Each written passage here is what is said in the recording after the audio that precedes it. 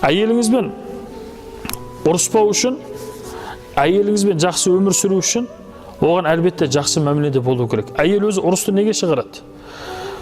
Еркектің негізгі проблемасы, оның асқазаны мен ұйқысы болса, осы екеуі еркекте дұрыс болса, иншалла еркектердің өмірі жақсы болуы мүмкін да, бірақ әйелге бұл жеткіліксіз болады да. Оның қарны тоқ болып, ұйқысының тыныш болуы емес, оған еркек әрдайым көңіл бөліп жүру керек. Әйел өзін сонымен бақытты ұстайды дейді. Еркектер егер осы нәрсені қолға алса, ол иншалла өзгереді. Егер еркек айтуы мүмкін, мен ананы істедім, мынаны істедім, менің қатыным түсінбейді десе, сіз оны өте кеш бастап қойғансыз да. Себеп сіз оны үйретіп қойғансыз. Қазақ айтады, әйелді бастан, баланы жастан дейді.